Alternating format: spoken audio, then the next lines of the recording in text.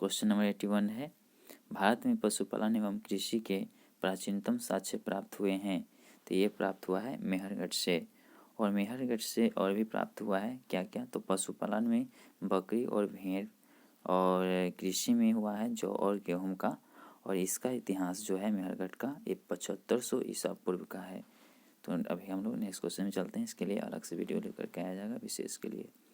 Question number 82 है, भगवान बुद्ध के महापरिनिर्वाण जो हुआ था, माने कि उनकी मृत्यु हुआ था, तो मृत्यु के बाद पहली बौद्ध संगति जो है कहाँ में हुई थी।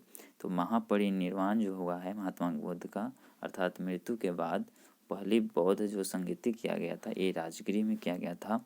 और इसका हम पूरा अगर आपको डिटेल्स में बता दें तो जो प्रथम हुआ था ये राजगिरी में हुआ है, और इसका जो संरक्षक थे माने राजा जो थे, संरक्षक राजा वो अजातशत्रु थे, और अध्यक्ष थे महाकश्यप।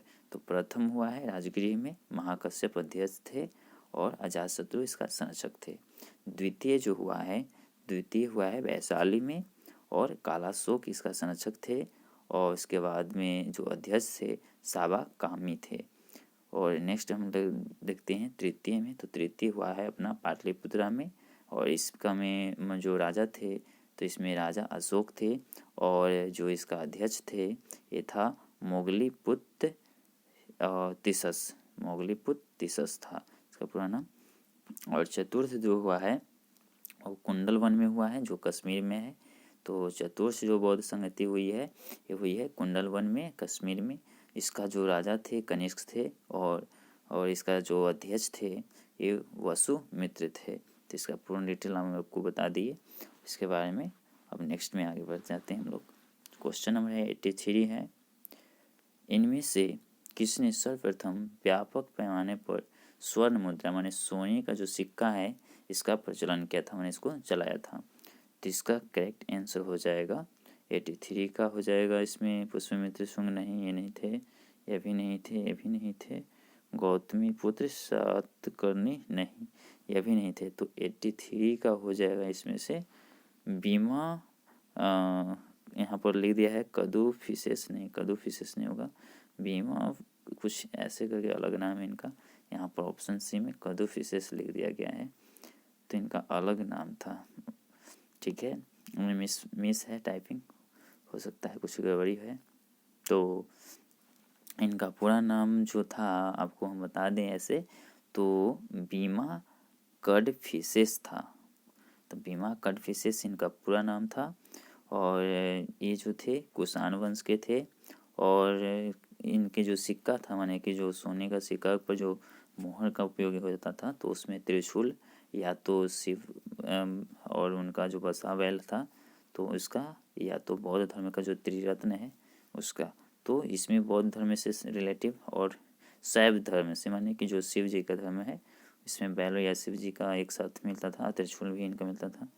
तो ये था इसका करेक्टली। तो बीमा कद्दूफिसेस नहीं है, बीमा कटफिसेस है पूरा नाम, तो यहाँ पर मिस टाइपिंग है।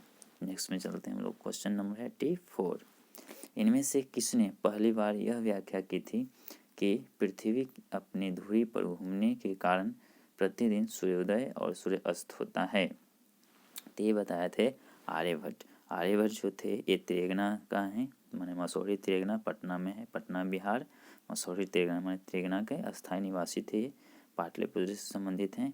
और इन्होंने आर्यभट्टियम नाम के पुस्तक लिखा जिसमें अंकगणित एल्जेब्रा से रिलेटिव है, अर्थमेटिक माने अलजेब्रा हो गया, अर्थमेटिक अंकगणित हो गया, अलजेब्रा बीजगणित हो गया, फिर है समतल त्रिकोणमिति है माने ट्रेंगल ट्रिगोनोमेट्री, और वलयाकार त्रिकोणमिति इसमें मिलता है। और ये जो पुस्तक लिखा गया था ये 476 ईस्वी का है, कुसुमपुरा माने पटना, पाटलिपुत्र को कुसुमपुरा पहले पुराना नाम था, तो ये हो गया आर्यभट्टियम या आर्यभट्टियम, ये पुस्तक का नाम था। और ये जो थे एक महान गणितज्ञ और खगोलविद थे। तो अभी नेक्स्ट चलते हैं, जीरो का आविष्कार इन्होंने ही किया। इसके बाद में पाई का जो सन्निकटन मान होता है 3.14 इन्होंने ही दिया। ट्रिग्नोमेट्री का आविष्कार इन्होंने ही किया। तो विश्व में सबसे अच्छा काम किए हैं आर्यभट्ट शून्य का आविष्कार करके, नहीं तो संख्या 9 तक ही रह जाता है, वो भी भारत में ही अरबों के द्वारा सीखा गया है, तो भारत का वेद से ही निकला है सब चीज़। तो अभी नेक्स्ट में चलते हैं 85 में।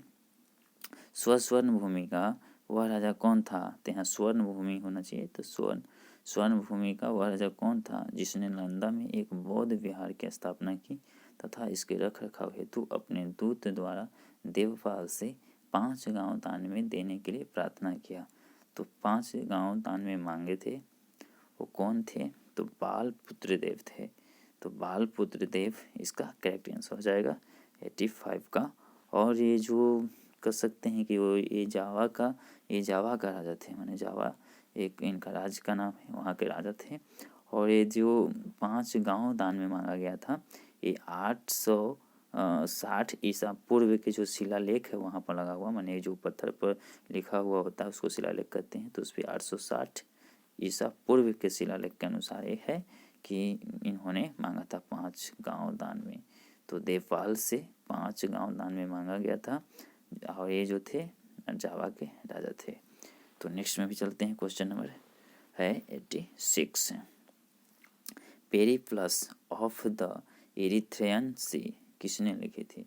तो इसमें जो ऑप्शन हो जाएगा, प्लेनी नहीं, टॉलमी नहीं, स्ट्रोबो नहीं, टेसियस नहीं, यह भी नहीं होगा, माने इनमें से कोई नहीं हो जाएगा। क्यों? क्योंकि ये जो पेरिप्लस है, ये बंदरगाह अर्थात जो नाविक होते हैं उनको दिशा निर्देश के लिए, माने दिशा के लिए, डायरेक्शन के लिए एक पेरिप्लस बना होता है, माने कि एक कह सकते हैं कि एक युक्ति, एक लिखा हुआ कोई मैप, तो इस प्रकार के था। और इसको जो लिखा गया है तो इसमें विरोधाभास है इतिहासकारों में, माने बहुत से इतिहासकार जो हैं ये मानते हैं कि इसका जो माने लेखक हैं वो आर्यन है, और ये जो लिखा हुआ पुस्तक है ये कोइन ग्रीक भाषा में लिखा हुआ है। तो बहुत से लेखक मानते हैं कि आर्यन है, लेकिन बहुत से लेखक नहीं मानते हैं, माने अज्ञात इसको कहा जा सकता है कि अज्ञात है। तो नेक्स्ट में चलते हैं। 87 में है, बिहार पर बख्तियार जी खिलजी के हमले का पहला विवरण प्राप्त हुआ है। तो ये जो पहला जो विवरण प्राप्त हुआ है कहाँ से मिला था? तबकात ई नासरी से हुआ है। उसका ऑप्शन नंबर बी जो है करेक्ट आंसर हो जाएगा। और बख्तियार जी खिलजी जो था ये कौन था? तो ये सेनापति था किसका? तो कुतुबुद्दीन ऐबक का था, जो कि गुलाम वंश के संस्थापक था और दिल्ली सल्तनत पर राज करता था। तो इसने क्यों नालंदा विश्वविद्यालय को ध्वस्त कर दिया? यहाँ तक कि उदंतपुरी के जो विश्वविद्यालय था उसको भी ध्वस्त कर दिया था, और भी जो विक्रमशिला था उसको भी, क्योंकि उसमें बौद्ध धर्म की पढ़ाई माने कि उसमें होता था, इसलिए किया था। 1200 में क्या है, नालंदा विश्वविद्यालय को ध्वस्त कर दिया। नहीं तो आज विश्व में तो पहले ही था, आज कहाँ रहता। 88 में चलते हैं हम लोग। किस सुल्तान ने जमीन में फसल की नफाई का आधा राजस्व के रूप में दावा किया था? तो इसका जो करेक्ट आंसर हो जाएगा 88 का, ये हो जाएगा अलाउद्दीन खिलजी। अलाउद्दीन खिलजी जो था इसने किया था, और इसने दिल्ली का सुल्तान जो रहा था 1296 से 1316 तक रहा था। तो 1296 से 1316 तक इसका शासनकाल था, जो कि दिल्ली का ये सुल्तान था। नेक्स्ट में चलते हैं। क्वेश्चन नंबर है 89।